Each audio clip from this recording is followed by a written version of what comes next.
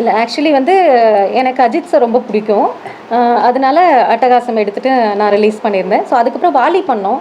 So அதுக்கப்புறம் வந்து திரும்ப அட்டகாசம் இப்போ 34th இயர் ஆஃப் அஜித்திசம் டே வரதுனால இப்போ மறுபடியும் வந்து 31st நம்ம ஜூலை 31st வந்து அட்டகாசம் திரும்ப ரிலீஸ் பண்ணுறோம்.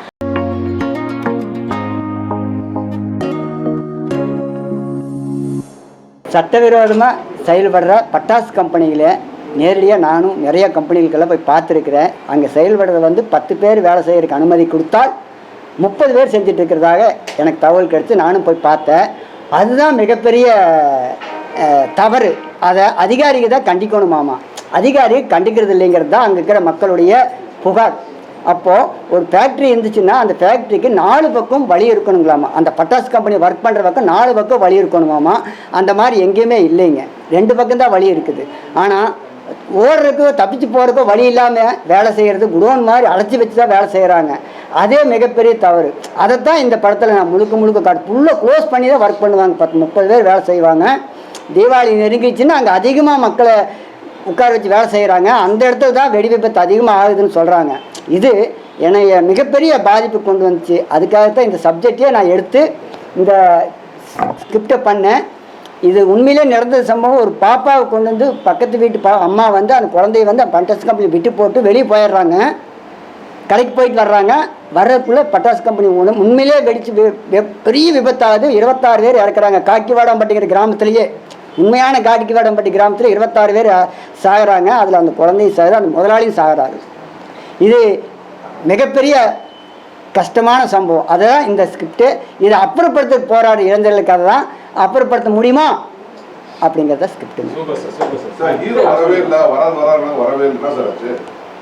சார். அது வேலை இல்லாத கொடுமை சார். ஆமாங்க சார், வேலை இல்லைங்க தான் அந்த சட்டவிரோத கம்பெனிக்கு போகிறாங்க. ஆடியோ லான்ச்சுக்கு வராருன்னு சொன்னாங்க. பயங்கர வேலை இருக்கிறாரு சார். அவர் பயங்கரமாக வேலையில் இருக்கிறாரு சார். வரேன்ட்டு வரலைங்க சார், இன்ன வரைக்கும் வரல சார். இந்த படம் வந்து ஆடியோ லான்ச் பண்ணி 1 வருஷம் ஆகுதுங்க. படம் எப்போ ஸ்டார்ட் பண்ணீங்க? ஏன் இவ்வளோ டிலே? ஏன்னா போன ஆட்சியில் உங்களால் ரிலீஸ் பண்ண முடியலையா? ஏன்னா டிவிக்கு ஆட்சி வந்தோடனே எல்லாரும் வந்து ஃப்ரீ ஆகிட்டாங்க, டிவிக்கு ஆளுங்களும் வந்திருக்காரு. ஸோ அதனால தானே? அப்படி இல்லைங்க சார். நிறைய பேர் நம்ம இன்னும் ட்ரை பண்ணோம். யாரும் வாங்குறதுக்கே தயார் இல்லை, பார்க்குறக்கே தயார் இல்லை. அதை 100 பேசா பார்க்கலாம் அப்படின்னு சொல்கிறாங்க. எந்த தேட்டரி ஓனர் ரெஸ்பான்ஸ் பண்ணல. இப்போ ஏதோ ஒரு ஒளி தெரியுது மாதிரி தெரியுதுங்க. ரிலீஸ் பண்ணுறதுக்கு நான் அத்தனை வேலை செஞ்சிட்ருக்காங்க. நிறைய கம்பெனிகள்லாம் தயாராகிட்டுக்குது. என்னை மாதிரி சின்ன பட்ஜெட் கம்பெனிகள்லாம் தயாராகிட்டுக்குதுங்கிற எங்களுக்கு நம்பிக்கை இருக்குது. ரிலீஸ் பண்ணிடுவோங்கிற நம்பிக்கை இருக்குது. ஏன்னா போன்றப்போல எங்கள் படத்தெல்லாம் பார்க்குறக்கே விரும்பலைங்க யாருமே. உண்மையை சொல்கிறேங்க. நியூ பேஸா வேறு பெரிய சார் எல்லாம் யாரும் இல்லையா பார்க்கலாம் அப்படின்னு 1 வருஷமாக சொல்லிட்டு இருந்தாங்க. 8 மாதமாக மிகப்பெரிய வருத்தம் கஷ்டம். இந்த மாதிரி நானும் ரிப்போர்ட்டராக இருந்தால் டைரக்டர் ஆகிக்கிறேன். உங்கள் மாதிரி எல்லா பக்கம் போய் செய்தி எடுத்து வெளியிட்டு வந்தான் நான். ஆனால் எங்களுக்கே அவ்வளோ ஒரு கஷ்டம். சாதாரண பணத்தை கொண்டு வந்துட்டு போயிட்டு போகிறவங்க எவ்வளோ கஷ்டமாக இருக்குன்னு யோசிச்சு பாருங்கள். டிவிக்கேங்கிறதுக்காக மட்டும் சொல்லிங்க. ஆட்சி மாற்றத்தில் மிகப்பெரிய ஒளி தெரியுதுன்னு தெரியுது சார். எல்லாம் ஹெல்ப் பண்ணலன்னு சொல்கிறீங்க. உங்கள் ஹீரோவே உங்களுக்கு ஹெல்ப் பண்ண மாட்டாரு, அப்புறம் மற்றவங்க ஹெல்ப் பண்ணுவாங்க சார்? அவருக்கு வேலை இருக்குது சார். அவர் ஏதோ வேலையில் இருப்பார். அட்வொகேட்டுங்க, நிறைய வேலை இருக்குது. இல்லை சார், நீங்கள் என்ன ஒரு 1 மணி நேரம் பண்ண போகிறோமா? அவ்வளோதான் சார். வந்துட்டார், ஆனால் இங்கே வரல. கோயம்புத்தூர்லேருந்து சென்னை வந்துட்டார், ஆனால் இன்னும் வரல. வர முடியலையா என்னன்னு தெரியல. இப்போ இது மாதிரி ஸ்கிரிப்ட் எடுக்கும் போது நீங்கள் வந்து ஸ்பாட்டுக்கு போய் எடுத்தீங்களா? இல்லை வந்து ஏன்னா வந்து இது மாதிரி தவறான மருந்து தயாரிக்கிற இடத்துல வந்து உங்களுக்கு டெடன் கொடுப்பாங்க. எப்படி வந்து திருப்பி இதே மாதிரி ஒரு படத்தை பண்ணுவீங்கன்ட்டு அது மாதிரி ஏதாவது நடந்துச்சா உங்களுக்கு? கேள்விப்பட்டு அங்கே போய் பார்த்துட்டு வந்து வேறு பக்கம் தான் ஷூட் பண்ணுவோம். அதாங்க, நீங்கள் ஷூட் பண்ணோம்னா கதை தெரிஞ்சாவே வந்து கேட்பாங்க, ஏன் இந்த பண்ணுறீங்கன்னு கேட்பாங்க. இப்போ வந்து சிஎம் கூட வந்து 2-3 இடத்துல வந்து கிடைச்ச உடனே ஒரு 10 லட்ச ரூபா மானியம்லாம் கொடுத்தாரு, இதெல்லாம் கொடுத்தாரு. ஸோ அது மாதிரி எதாவது பிளான் பண்ணுறீங்களா? இல்லை இல்லைங்க சார். விஷயத்தை வெளியே பொது வெளியே காட்டுறோம். பெரிய அளவில் நம்ம திங்க் பண்ண வேண்டாம். மேடம், நீங்கள் சொன்னீங்க சிறு படங்களுக்கு வந்து தேட்டர்லாம் போட்டு ரெக்கவரி பண்ணி எப்படி பண்ணிக்கூடாது சொல்லுங்கள். புரியல, கேளுங்க. நீங்கள் சின்ன படம் சப்போர்ட் பண்ணி தேட்டர் படம் பணம் வரல ரெக்கவரி பண்ணி சொன்னீங்களா? ஆமாம். இல்லை ரெக்கவரி பண்ணுவோம் அப்படி சொல்ல. ஆக்சுவலி நான் வந்து அட்டகாசம் படம் ரிலீஸ் பண்ணும்போது எனக்கு ஏற்பட்ட எக்ஸ்பீரியன்ஸை நான் சொன்னேன். என்னென்னு பார்த்தீங்கன்னா ஒரு அரௌண்ட் 100+ தேட்டர்ஸ் நாங்கள் வந்து ரிலீஸ் பண்ணியிருந்தோம். ஸோ அப்போ ரிலீஸ் பண்ணதுக்கப்புறம் பார்த்தீங்க அப்படின்னா எங்களுக்கு அந்த கலெக்ஷன் ரிப்போர்ட்ஸ் வந்து டெய்லி கொடுப்பாங்க, டிசிஆர் கொடுப்பாங்க. ஸோ அந்த மாதிரி டிசிஆர்ஸ் வந்து வந்துச்சு. இன்றைக்கும் சொல்ல போனீங்க பார்த்தீங்க அப்படின்னா மீஞ்சூர் கேகே சினிமாஸ்லேருந்தெல்லாம் எங்களுக்கு இன்னும் இதே ரிப்போர்ட்டே வரவே இல்லை. ஸோ அந்த மாதிரி சில தேட்டர்ஸ் கூட இருக்குது. அது மட்டும் இல்லாமல் இந்த டிஸ்ட்ரிபியூட்டர்ஸ் என்ன பண்ணுவாங்க அப்படின்னு பார்த்தீங்கன்னா, சிலர் தான் நான் சொல்கிறேன், எல்லாருமே சொல்ல, ஏன்னா நல்லா பண்ணவங்களும் இருக்காங்க. ஸோ சிலர் என்ன பண்ணுவாங்க அப்படின்னு சொன்னீங்கன்னா, அந்த நார்மலாக இப்போ ஒரு படம் பார்க்க போகிறாங்க அப்படின்னா அமௌண்ட் கொடுத்து தான் வந்து டிக்கெட் வாங்குவாங்க. யாரும் வந்து கிரெடிட் வச்சுட்டு இன்றைக்கி நான் படம் பார்த்துக்கிறேன், நாளைக்கு வந்து நான் உங்களுக்கு காசு கொடுக்குறேன் அப்படின்னு சொல்ல மாட்டாங்க. அமௌண்ட் கொடுத்து தான் வந்து டிக்கெட் வாங்கி பார்க்குறாங்க. ஸோ அப்படிங்கும்போது அந்த கலெக்ஷன்ஸ் வரும்போது தேட்டர்ஸ் என்ன பண்ணுவாங்கன்னா ஒரு 2 வீக்ஸ்க்குள்ளே அந்த பேமெண்ட்டை வந்து டிஸ்ட்ரிபியூட்டர்ஸ் கிட்ட கொடுத்துருவாங்க. சப்போஸ் வந்து இப்போ நம்ம ரைட்ஸ் ஹோல்டர்ஸ் நாமளே வந்து டேரெக்டாக தேட்டர்ஸ் கிட்ட அக்ரிமெண்ட் போட்டிருந்தோம் அப்படின்னா டேரெக்டாக நம்மளுக்கே வந்துடும். ஸோ இந்த நடுவில் இருக்க பர்சன்ஸ் என்ன பண்ணுவாங்கன்னா அந்த 2 வீக்ஸில் அந்த கலெக்ஷன் அவங்க வாங்கிட்டு அதுக்கப்புறம் வந்து அதை அவங்க ரொட்டேஷன் பண்ணிட்டு இருப்பாங்க. பண்ணிவிட்டு அந்த யாருக்கு போய் சேரணுமோ, இப்போ ஃபார் எக்ஸாம்பிள் இப்போ வந்து அட்டகாசம் மூவியோட பேமெண்ட் வந்து எனக்கு வரணும் இல்லையா, ஸோ எனக்கு வந்து கொடுக்காம அவங்களே அதை ரொட்டேட் பண்ணிவிட்டு அதை வந்து இன்றைக்கி பார்த்தீங்கன்னா November 28 நான் 2025 ரிலீஸ் பண்ணேன் ஃபஸ்ட் ரிலீஸு. ஸோ இப்போ வந்து பார்த்தீங்கன்னா மோர் தென் 7 months. ஸோ இன்றைக்கு வரைக்குமே வந்து சில தேட்டர்ஸ் வந்து இன்னும் ரிப்போர்ட்டே கொடுக்கல. அப்படிங்கும்போது இதெல்லாம் வந்து ஒரு பெரிய ஒரு ஆச்சரியமான விஷயமா இருக்குது. ஸோ இது அந்த படம் நான் எடுத்து ரிலீஸ் பண்ணதே பார்த்தீங்க அப்படின்னா ப்ரொடியூசர்ஸ்க்கு வந்து ஒரு சப்போர்ட் பண்ணும். ரிலீஸ் பண்ணும்போது அவங்க தப்பான ஆளுங்கிட்ட போய் மாட்டிட்டு அவங்களால ரிலீஸ் பண்ண முடியாமல் கஷ்டப்படுறாங்க, அதுக்கு வந்து ஒரு சப்போர்ட் பண்ணணும் அப்படின்னு சொல்லிட்டு தான் அந்த படத்தை எடுத்து நம்மளே வந்து மற்றவங்களோட படத்தை எடுத்து நம்ம ரிலீஸ் பண்ணி ட்ரையல் பார்க்குறதுக்கு நாமளே வந்து ஒரு படத்தை எடுத்து நம்ம ரிலீஸ் பண்ணி பார்த்துடலாம் அப்படின்னு சொல்லி தான் அந்த படத்தோட ரைட்ஸை வாங்கி நம்ம ரிலீஸ் பண்ணோம். ஸோ அந்த ரிலீஸ் பண்ணும்போது பார்த்தீங்கன்னா எனக்கு இப்போ கிடைச்ச கான்டெக்ட்ஸில் இப்போ எனக்கு தெரிஞ்சிச்சு யார் கரெக்டாக இருப்பாங்க, யார்கிட்ட கொடுக்கக்கூடாது, யார் வந்து ஏமாற்றுவாங்க, அது எல்லாமே இப்போ நம்மளுக்கு தெரிஞ்சிச்சு. ஸோ இதை வந்து நம்ம மெம்பர்ஸ்க்கு வந்து சொல்லி நீங்கள் அவங்ககிட்ட கொடுக்காதீங்க, நீங்கள் கரெக்டான பர்சன்ஸுக்கு கொடுங்க அந்த மாதிரி சொல்லி நம்மளால் கைட் பண்ண முடியும். ப்ளஸ் வந்து இப்போ கொஞ்சம் தேட்டர்ஸோட கான்டாக்ட்ஸும் கிடச்சிருக்கு. ஸோ அதை வச்சு நம்ம வந்து நம்மளோட மெம்பர்ஸுக்கு தேட்டர்ஸ் வந்து எடுத்து கொடுக்க முடியும், அவங்களோட படங்களுக்கு தேட்டர்ஸ் எடுத்து கொடுக்க முடியும். ஸோ இதெல்லாம் தான் நாங்கள் வந்து சப்போர்ட் பண்ணுறதுக்காக தான் இந்த அசோசியேஷனே இருக்குது. So most of the associations பார்த்தீங்க அப்படின்னா வந்து இந்த மாதிரி சப்போர்ட்ஸ் யாரும் பண்ணுறதில்ல. ஸோ முன்னாடியெல்லாம் பார்த்தீங்கன்னா ஒரு டைட்டில் ரெஜிஸ்ட்ரேஷன் பண்ணுறதுக்கும் அந்த டைட்டிலே வந்து ஒரு வியாபாரமாக பண்ணிட்டு இருந்தாங்க. எப்படி அப்படின்னா இப்போ ஒருத்தர் டைட்டில் வச்சிருக்காங்க அப்படின்னா இன்னொருத்தர் போய் அந்த டைட்டில் கேட்குறாங்க அப்படின்னா இந்த டைட்டில் வந்து முன்னாடியே வேற ஒருத்தங்க கிட்ட இருக்குது அப்படின்னு சொல்லிட்டு அதுக்கு ஒரு அமௌண்ட் வாங்குறது, இந்த மாதிரிலாம் பண்ணிட்டு இருந்தாங்க. ஸோ பட் இப்போ வந்து நிறைய அசோசியேஷன்ஸ் வந்துருச்சு, அதனால அந்த மாதிரி பிரச்சனைகளும் இப்போ இல்லை. ஸோ இப்போ மெயினாக சப்போர்ட் பார்த்தீங்க அப்படின்னா இன்வெஸ்ட் பண்ணுற இன்வெஸ்டர்ஸ்க்கு வந்து அந்த அமௌண்ட் வந்து ரிட்டர்ன்ஸ் எடுக்கிறது தான், அது ஒரு பெரிய பிரச்சனையாக இருக்குது. ஸோ அதுக்கான சப்போர்ட் வந்து நம்ம அசோசியேஷன் நம்ம மெம்பர்ஸ்க்கு பண்ணுறதுக்காக நம்ம நிறையா ஒர்க் பண்ணிகிட்ருக்கோம். ஸோ இவர் நம்ம காக்கிவாடான்பட்டியோட ரிலீஸ்க்கும் கண்டிப்பாக நாங்கள் வந்து சப்போர்ட் பண்ணுவோம். அட்டகாசம்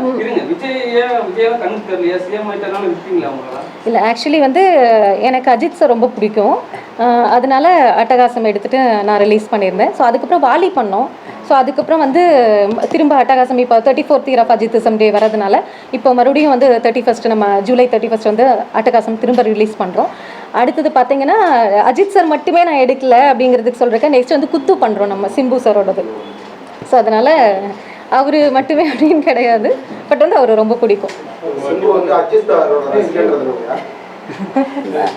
அது பிடிக்கும், அவர் ஃபேன் தான். ஆமாம் சார். இன்னொரு விஷயம் சார், திரைப்பட தயாரிப்பாளர் சங்கம் 2 சங்கம் இருக்குங்க சார். எங்களுக்கு 3வது சங்கங்க சார்.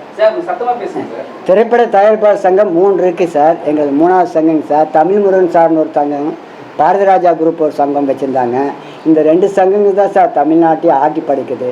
சின்ன தயாரிப்பாளர்களுக்கு எந்த ஹெல்ப்புமே அவங்கனால இல்லைங்க சார். அவங்க பெரிய ஆளுகளை மட்டும்தான் சார் பார்க்குறாங்க. எங்களை மாதிரி எளிமையான ஏழையான சின்ன பட்ஜெட் தயாரிப்பாளர்களை எங்களுடைய கோரிக்கைகளை அவங்க கேட்குறதே இல்லைங்க சார்.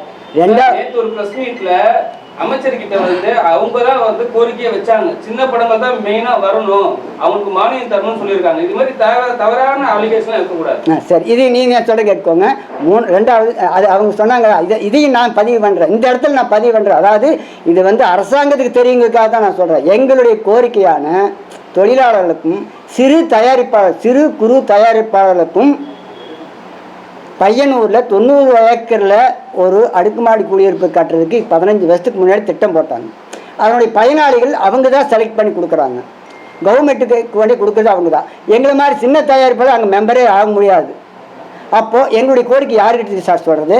கவர்மெண்ட்டுக்கிட்ட சொல்ல முடியும். கவர்மெண்ட்டுக்கிட்ட நாங்கள் 30 நாள் ஆச்சு, 30 நாளைக்கு மேலே இருக்கும் நாங்கள் மெயில் பண்ணி எங்களுடைய கோரிக்கையை தமிழ்நாடு முதலமைச்சர் ஆர்கே செல்வமணி சொன்னது, எங்களுக்கு கொடுத்த நிலத்துல எங்களால் வீடு கூட கட்ட முடியல இன்னும் கூட, அப்படின்னு சொல்லியிருக்காரு. அவரே வந்து உதவி தான் கேட்டிருக்காரு. நீங்களும் உதவியே கேளுங்க. அதுதான் சார் நான் இப்போ கோரிக்கையாக வைக்கிறோம். உதவியாங்கிறத கோரிக்கை எங்களை மாதிரி சிறு தயாரிப்பாளருக்கு அரசாங்கம் எங்களையும் கூப்பிட்டு உட்கார வச்சு பேசி இந்த பையனூரில் பில்டிங் கட்டுறதுக்கு உண்டான வேலை செய்யும்போது எளிய தயாரிப்பாளருக்கு உதவணுங்கிறது ஒரு கோரிக்கை.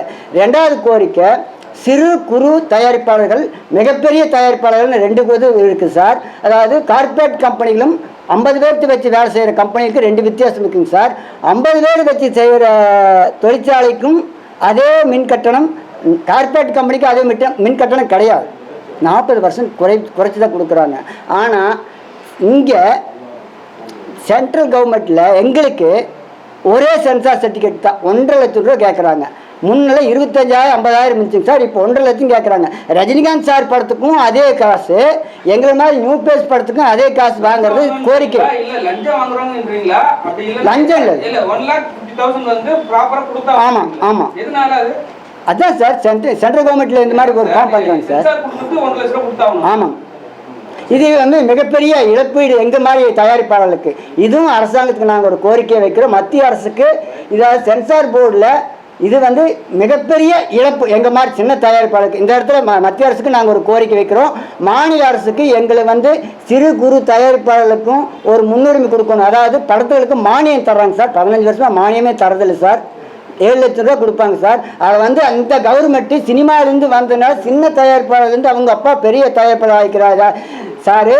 நம்ம சிஎம் சாருடைய அப்பா எங்களை மாதிரி இருந்து வந்தவர் தான். அவருடைய சன் இன்னைக்கு சிஎம் ஆகிக்கிறாருங்கிறது எங்களுக்கு மிகப்பெரிய மகிழ்ச்சி. ஆனால் இந்த அரசாங்கம் 20 வருஷத்துக்கு முன்னாடி கொடுத்த 7 லட்சத்துமே கொடுக்கக்கூடாது, டபுளாக பண்ணி 15 லட்சமாக கொடுத்தா எங்களை மாதிரி சின்ன பட்ஜெட் தயாரிப்பாளருக்கு மிகப்பெரிய உதவியாக இருக்குன்னு இந்த நேரத்தில் கேட்டுக்கிறோம். அது மாத்திரம் இல்லாமல் மானியங்க கொடுக்குற கமிட்டி ஒன்று அமைக்கிறாங்க. அந்த கமிட்டியில் எங்கள் அசோசியேஷனில் ஒரு 2 பேருக்காவது உறுப்பினராக சேர வழிவகுத்தா தான் எங்களுடைய கோரிக்கை அங்கே அரசாங்கத்தை சொல்ல முடியும். அப்படிங்கிறது இந்த நேரத்தில் அரசாங்கத்துக்கு கோரிக்கை வச்சுக்கிறோம். சிஎம் சார் சந்தித்து நாங்கள் ஒரு கோரிக்கை மனு வைக்கிறதுக்கு இந்த காணொலி வாயிலாக ஊடகவியலாளர் சந்திப்பை நாங்கள் மிகப்பெரிய வரமாக பயன்படுத்திக்க விரும்புகிறோம். நீங்களும் எங்களுக்கு சப்போர்ட் பண்ணுங்கள். நன்றி, வணக்கம்.